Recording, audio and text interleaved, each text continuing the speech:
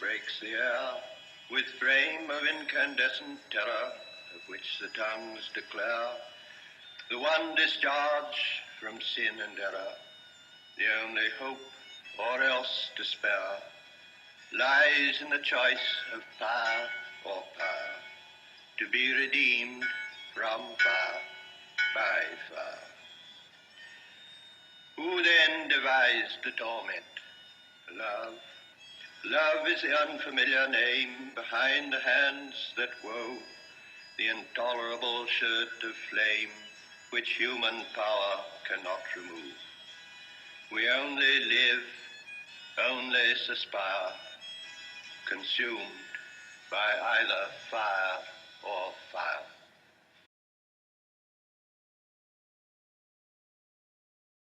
Thomas Stearns Eliot was born on September 26th of 1888 in St. Louis, Missouri. He was the last child of 6, 4 sisters and 1 brother, and was born into an already wealthy and smart family. Both his parents and his grandfather were extremely successful business workers.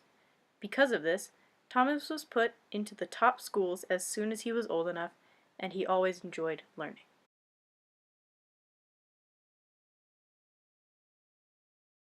All his hard studying paid off when he got accepted and went to Harvard in the years 1906 to 1910. During his time in Harvard, he started his first version of The Love Song of J. Alfred Prufrock, which is the poetry book that he first became known for. In 1911 to 1913, Eliot returned to Harvard and studied philosophy. After his 3rd year, he received a scholarship from Oxford and moved to England to finish school.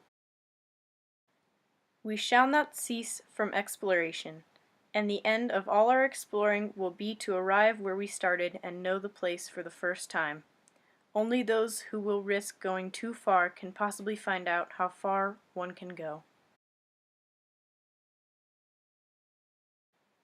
On June 26, 1915, T.S. Eliot marries Vivian High Wood, and in the same year starts to finalize and publish poetry.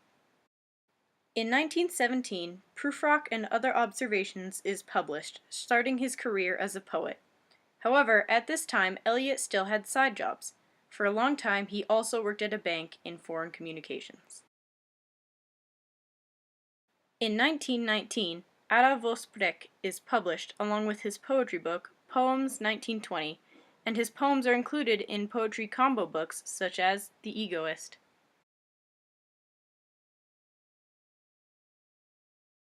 1920 to 1963 was Eliot's prime.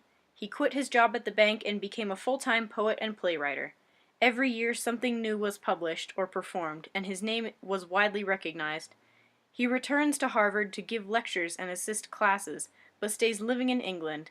His poetry is unique because it occasionally has dabbles of German and other languages, especially in The Wasteland.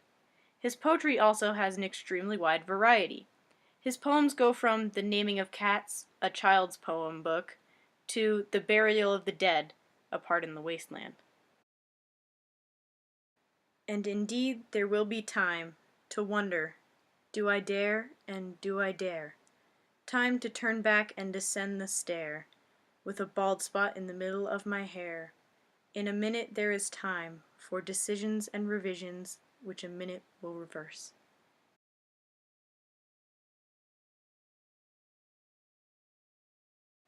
All good poems must come to an end. Thomas Stearns Eliot died on January 4th of 1965 from a lung disease called emphysema due to all his past years of smoking.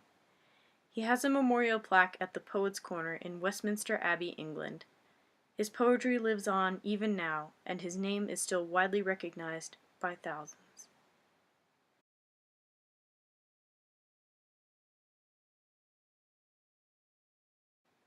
Poetry is not a turning loose of emotion, but an escape from emotion.